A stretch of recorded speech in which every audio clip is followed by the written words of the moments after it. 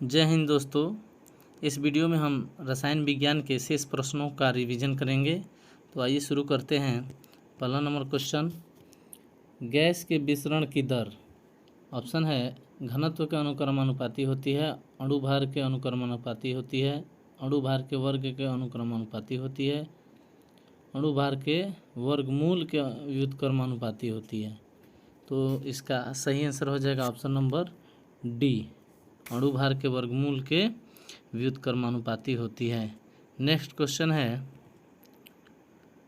4.4 ग्राम CO2 का STP पर आयतन होगा।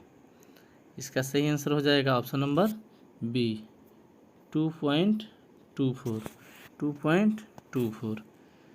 नेक्स्ट क्वेश्चन है 2.76 ग्राम सिल्वर कार्बोनेट को गर्म करने पर प्राप्त अवशेष का भार होगा। तो इसका सही आंसर हो जाएगा ऑप्शन नंबर बी, 2.32 ग्राम। हम सभी ऑप्शन नहीं बोल पा रहे हैं, इसलिए वीडियो लंबा चला जाएगा। तो आप लोग समझ रहे हैं, सिर्फ हम सही आंसर बोलेंगे, बाकी आप लोग खुद टीचर हैं तो आप समझ ही जाइएगा। नेक्स्ट क्वेश्चन 96,500 कूलम विद्युत धारा से विद्युत अपघटन करने पर STP पर कितने लीटर ऑक्सीजन प्राप्त होगी। तो इसका सही आंसर हो जाएगा ऑप्शन नंबर सी, 5.6 लीटर। चलिए नेक्स्ट क्वेश्चन देखते हैं। नेक्स्ट क्वेश्चन है विद्युत की वह मात्रा जिससे 108 ग्राम सिल्वर कैथोड पर एकत्रित होता है क्या कहलाती है। विद्युत की वह मात्रा जिससे 108 ग्राम सिल्वर कैथोड पर एकत्रित होता है क्या कहलाती है। 1 कूलम, 1 एम्पियर, 1 फैराडे या इनमें सभी। तो इसका सही आंसर हो जाएगा option number C, 1 faraday. Next question है निम्न में कौन ऑक्सीकरण नहीं है। तो इसका सही आंसर हो जाएगा ऑप्शन नंबर ए, अवक्षेपण। नेक्स्ट क्वेश्चन है नमक के घोल में सिल्वर नाइट्रेट का घोल डालने पर दही जैसे पदार्थ उत्पन्न होता है, यह कौन सी अभिक्रिया है। तो इसका सही आंसर है उदासीनीकरण है। नेक्स्ट क्वेश्चन है संक्षारण किस प्रकार की अभिक्रिया है। संक्षारण किस प्रकार की अभिक्रिया है। तो इसका सही आंसर है ऑप्शन नंबर सी, उपचयन अभिक्रिया। नेक्स्ट क्वेश्चन है किसी रासायनिक अभिक्रिया में ऑक्सीजन के अनुपात का बढ़ना क्या कहलाता है। तो इसका सही आंसर हो जाएगा ऑप्शन नंबर बी, उपचयन अभिक्रिया। नेक्स्ट क्वेश्चन है निम्न में कौन सी अभिक्रियाओं के युग्म हमेशा साथ साथ होते हैं। तो इसका सही आंसर हो जाएगा ऑप्शन नंबर सी, उदासीनीकरण और विस्थापन। नेक्स्ट क्वेश्चन देखते हैं सोडियम हाइड्रोक्साइड और हाइड्रोक्लोरिक अम्ल की अभिक्रिया से सोडियम क्लोराइड और जल बनाते हैं, यह कौन सी अभिक्रिया है। तो इसका सही आंसर हो जाएगा ऑप्शन नंबर ए, उदासीनीकरण। नेक्स्ट क्वेश्चन है किसी अभिक्रिया में भाग लेने वाले पदार्थ क्या कहलाते हैं। किसी अभिक्रिया में भाग लेने वाले पदार्थ क्या कहलाते हैं। इसका सही आंसर हो जाएगा अभिकारक, यानी ऑप्शन नंबर सी, अभिकारक। श्वसन किस प्रकार की अभिक्रिया है। श्वसन जो है किस प्रकार की अभिक्रिया है। तो इसका सही आंसर हो जाएगा ऑप्शन नंबर ए, ऊष्माक्षेपी अभिक्रिया। श्वसन जो है ऊष्माक्षेपी अभिक्रिया है।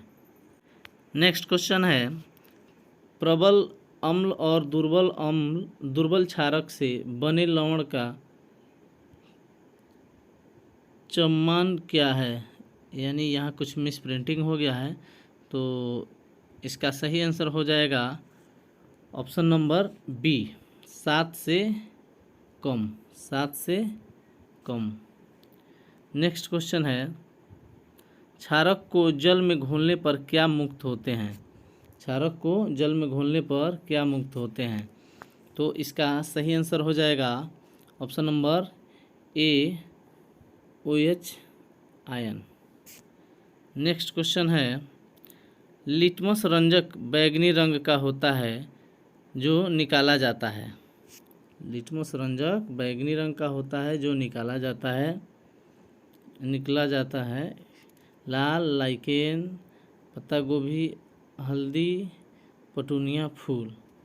तो इसका सही आंसर हो जाएगा ऑप्शन नंबर बी, लाइकेन से जो है कि निकाला जाता है ये लिटमस। नेक्स्ट क्वेश्चन है, शुष्क बुझा हुआ चूना पर क्लोरीन गैस की क्रिया से कौन सा पदार्थ बनता है? शुष्क बुझा हुआ चूना पर क्लोरीन गैस की क्रिया से कौन सा पदार्थ बनता है? तो इसका सही आंसर हो जाएगा विरंजक चूर्ण, यानी option number B. Next question है, हल्दी, लिटमस पत्र आदि किस प्रकार का सूचक है? तो इसका सही आंसर हो जाएगा ऑप्शन नंबर बी, ये जो है प्राकृतिक सूचक हैं। नेक्स्ट क्वेश्चन है, अपच का उपचार करने के लिए निम्न में कौन सा औषधि उपयोग होता है? तो इसका सही आंसर हो जाएगा ऑप्शन नंबर ए, एंटासिड एसिड औषधि। नेक्स्ट क्वेश्चन है, निम्न में कौन ऑक्सीकरण नहीं है? निम्न में कौन ऑक्सीकरण नहीं है? तो इसका सही आंसर हो जाएगा ऑप्शन नंबर बी, अवक्षेपण जो है ऑक्सीकरण नहीं है। नेक्स्ट क्वेश्चन है, प्राकृतिक गैस का दहन किस प्रकार का रासायनिक अभिक्रिया है? तो इसका सही आंसर हो जाएगा ऑप्शन नंबर सी, ऊष्माक्षेपी अभिक्रिया। नेक्स्ट क्वेश्चन देखते हैं, कॉपर चूर्ण को वायु में गर्म करने पर उसके सतह पर कॉपर ऑक्साइड की एक परत जम जाती है, इस परत का रंग कैसा है? तो इसका सही आंसर हो जाएगा ऑप्शन नंबर ए, काली।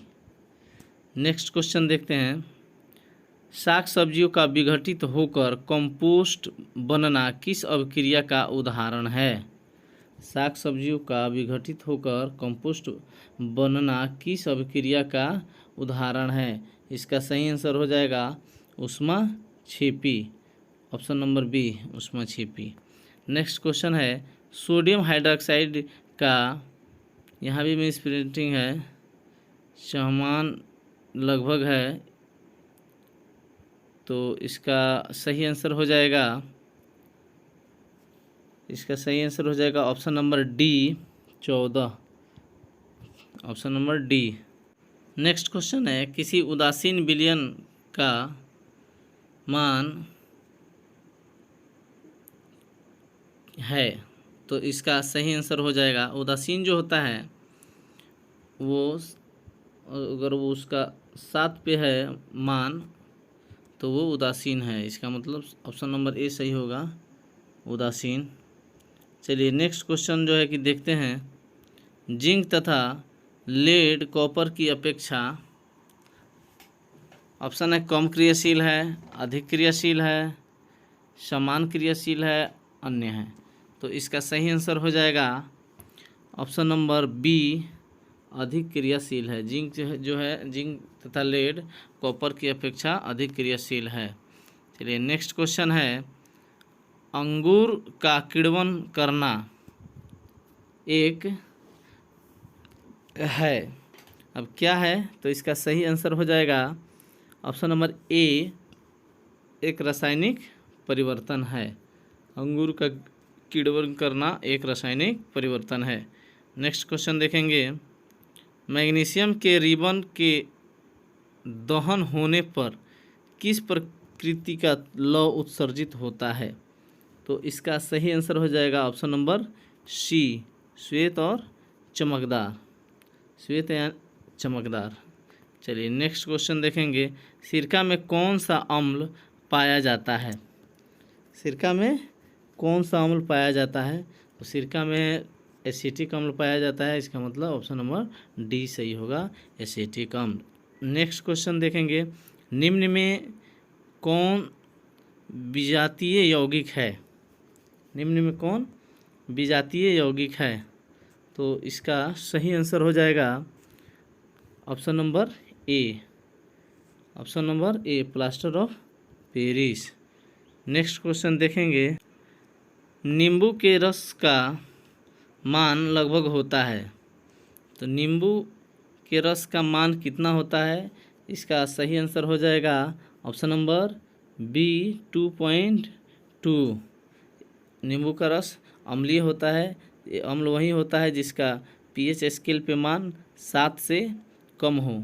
तो नींबू का जो है कि 2.2 है, इसका मतलब वो अम्लीय है। नेक्स्ट क्वेश्चन है, मधुमक्खी के डंक मारने पर किस पदार्थ से उपचार करना लाभकारी है? तो इसका सही आंसर हो जाएगा बेकिंग सोडा। ऑप्शन नंबर ए, बेकिंग सोडा। नेक्स्ट क्वेश्चन, मुंह साफ करने के लिए किस प्रकार के मंजन का व्यवहार करना चाहिए जिससे कि दंत क्षय रोका जा सके? तो इसका ऑप्शन है अम्लीय दंत मंजन, क्षारकीय दंत मंजन, उदासीन दंत मंजन और इनमें सभी।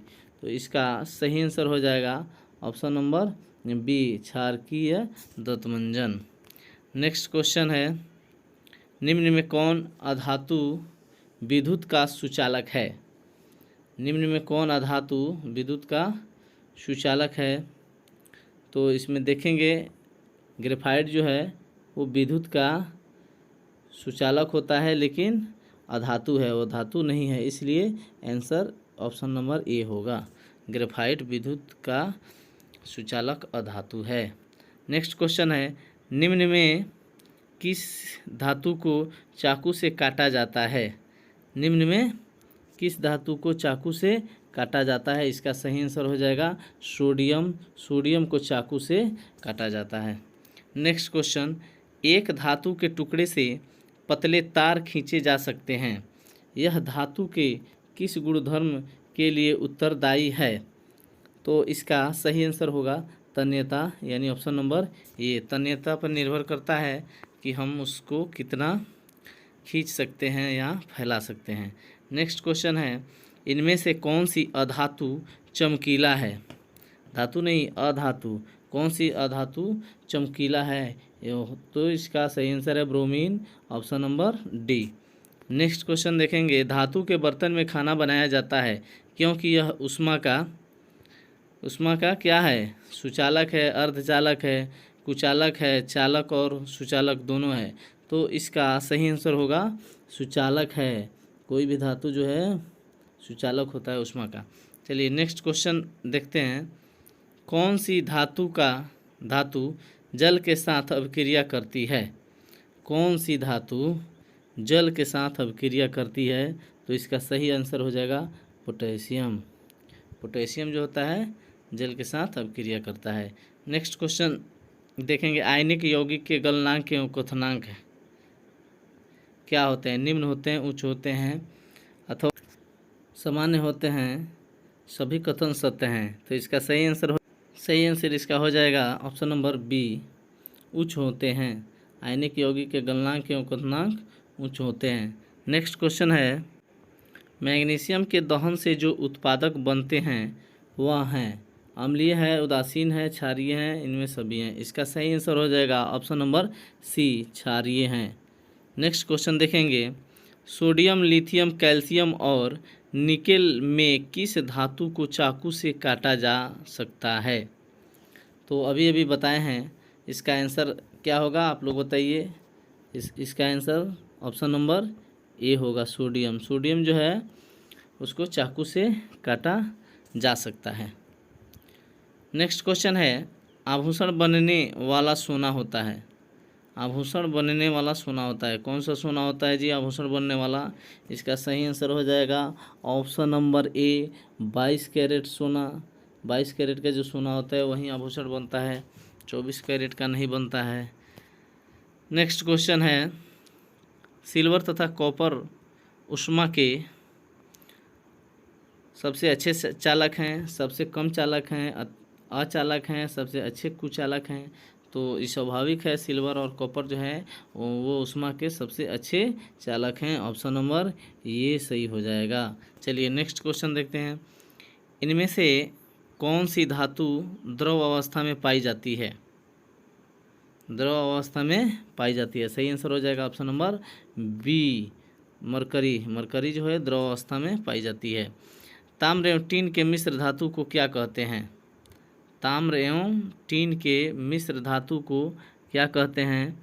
इसका सही आंसर हो जाएगा ऑप्शन नंबर सी, कांसा। ऑप्शन नंबर सी, कांसा हो जाएगा। नेक्स्ट क्वेश्चन देखेंगे।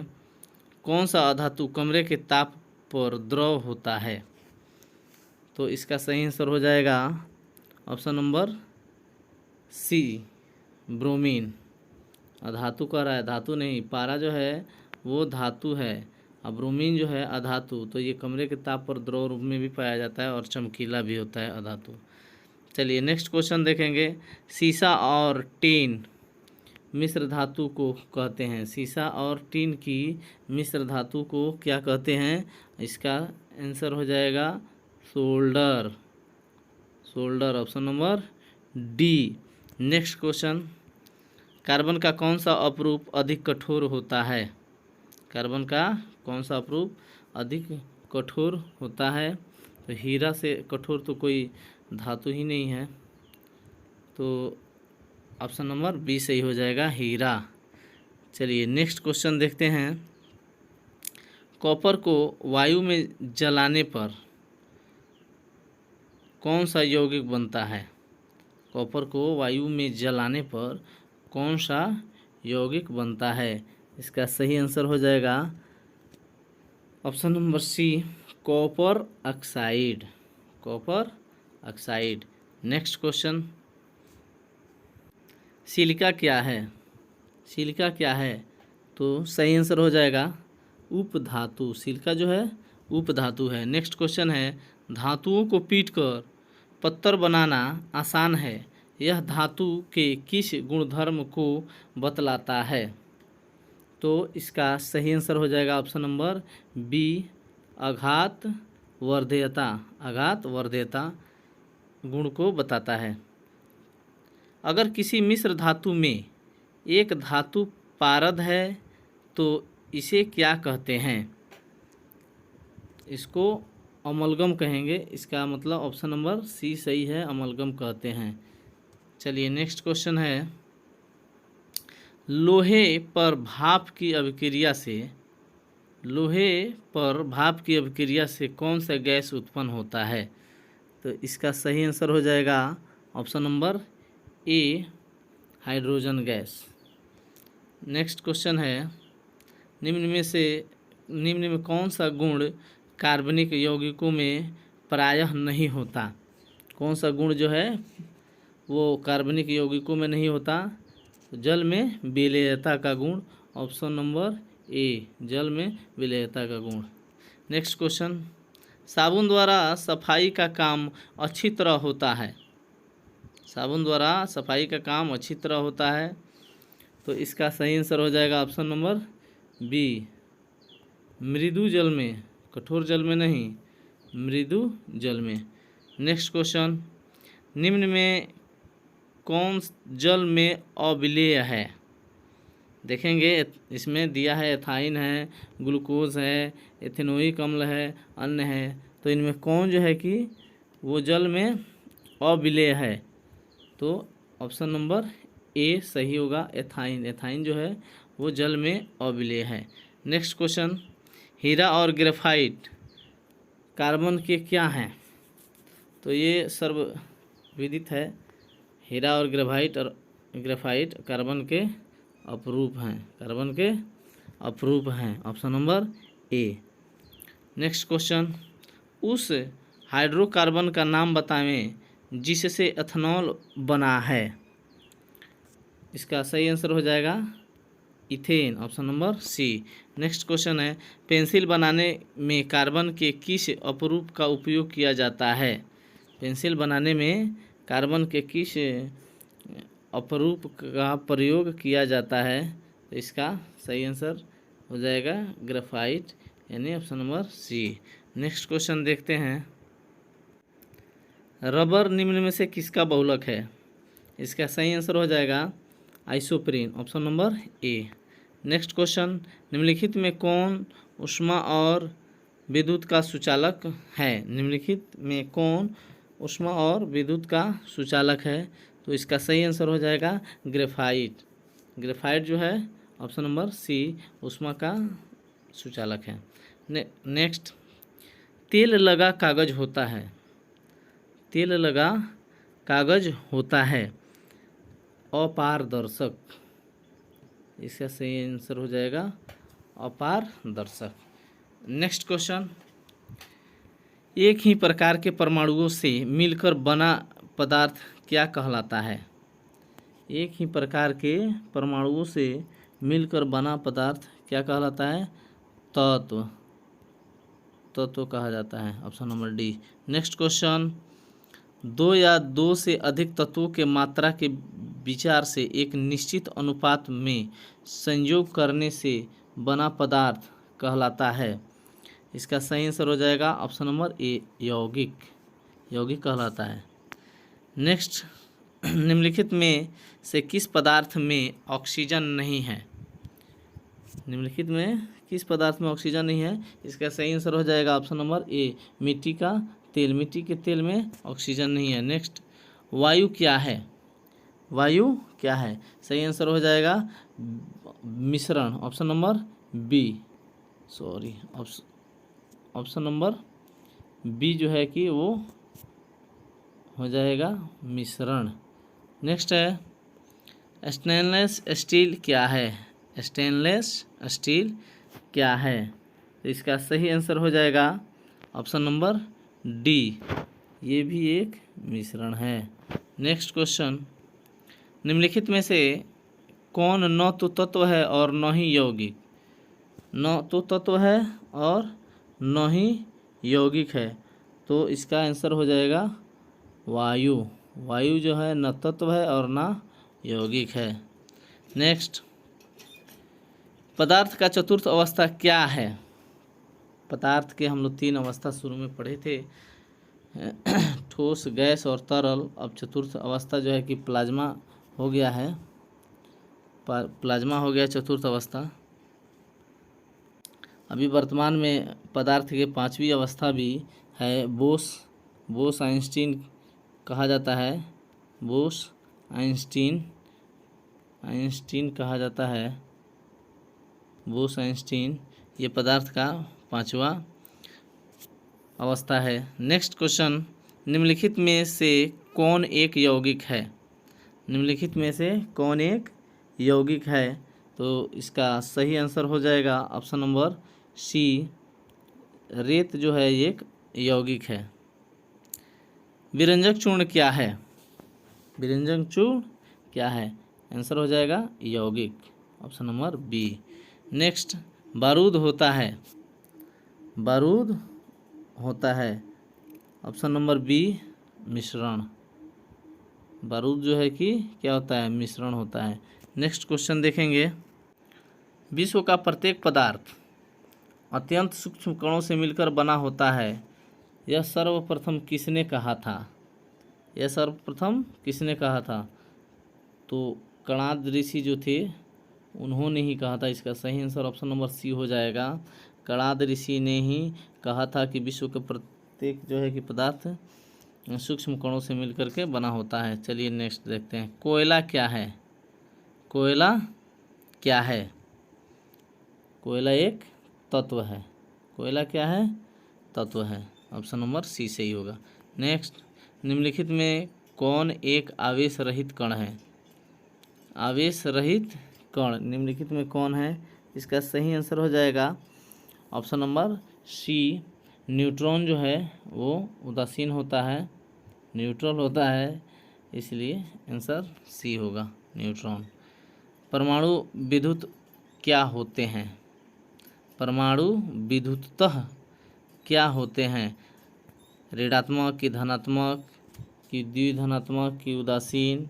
तो इसका सही आंसर हो जाएगा ऑप्शन नंबर डी, परमाणु जो है विद्युततः उदासीन होते हैं। इलेक्ट्रॉन की खोज किसने की थी? इलेक्ट्रॉन की खोज जे थॉमसन ने की थी, तो आंसर हो जाएगा बी थॉमसन। प्रोटॉन की खोज किसने की थी? प्रोटॉन की खोज रदरफोर्ड ने की थी, तो ऑप्शन नंबर सी सही हो जाएगा, रदरफोर्ड।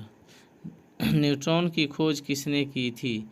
न्यूट्रॉन की खोज जेम्स चैडविक ने की थी, इसलिए इसका सही आंसर हो जाएगा ऑप्शन नंबर ए। नेक्स्ट, परमाणुवीय नाभिक किसने खोजा था? परमाणुवीय नाभिक यानी परमाणु के जो नाभिक होते हैं, इसकी खोज रदरफोर्ड के द्वारा की गई थी, तो ऑप्शन नंबर बी सही हो जाएगा, रदरफोर्ड ने परमाणुवीय नाभिक को खोजा था।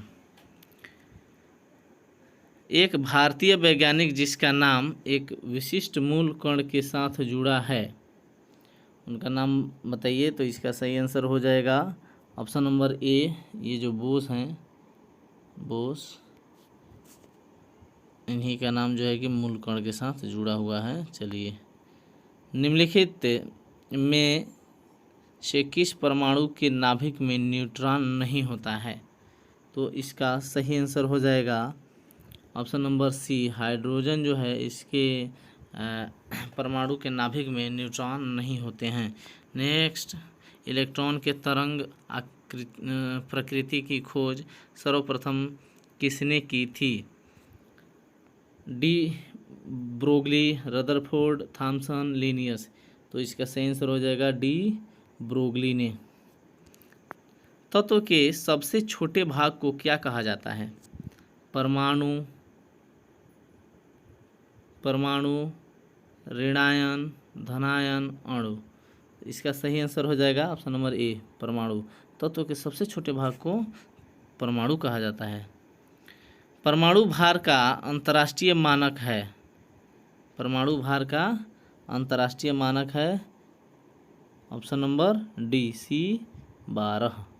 नेक्स्ट क्वेश्चन देखेंगे, निम्नलिखित में से किसने आणविक सिद्धांत प्रतिपादित किया था? इसका सही आंसर हो जाएगा जॉन डाल्टन।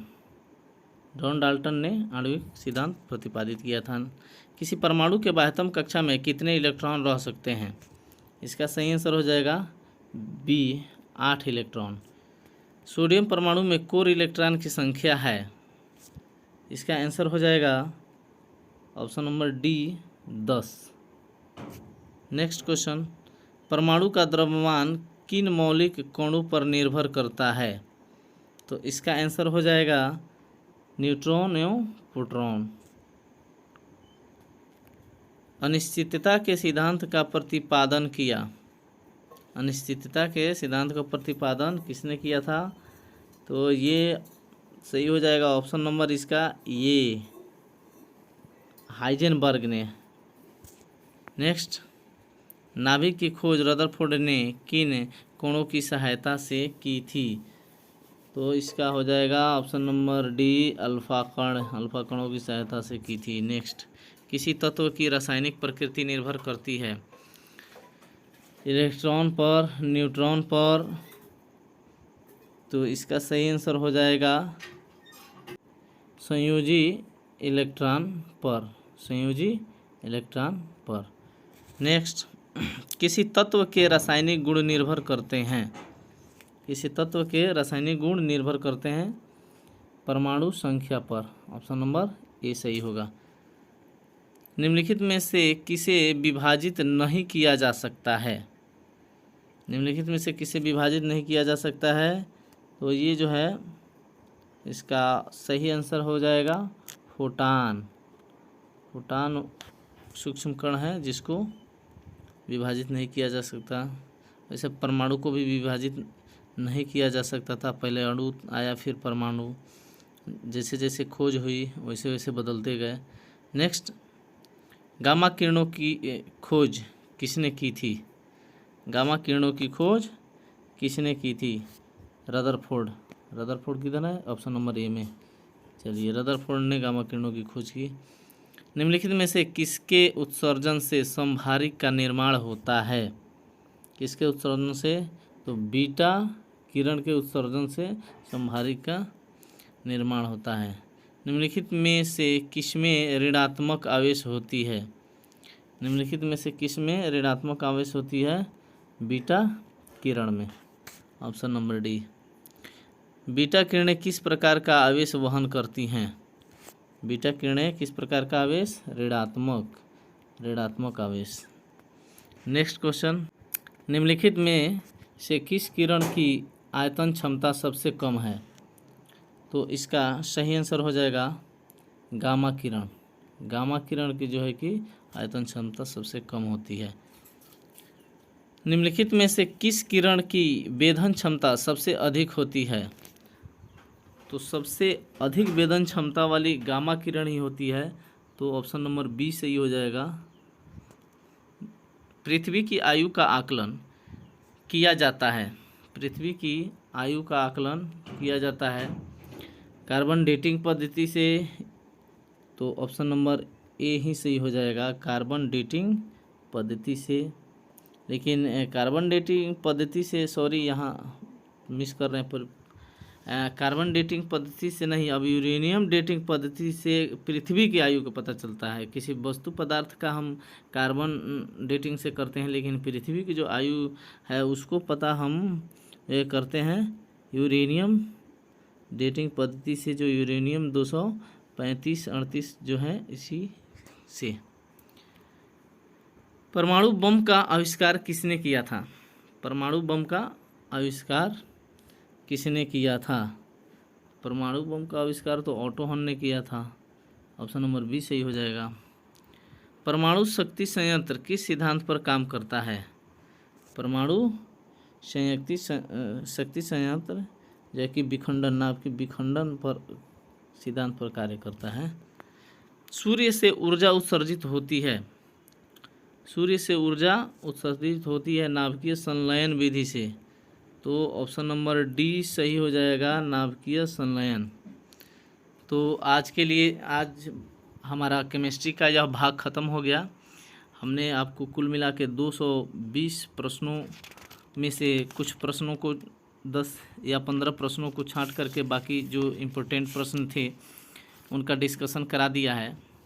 हम आशा करते हैं आप हमारे सभी वीडियोस को अच्छे से देख रहे होंगे, तब जाके समझ में आएगा। हमने प्लेलिस्ट बना दिया है जिसमें फिजिक्स और केमिस्ट्री के अलग अलग वीडियोस डाले गए हैं डिस्कशन करा करके।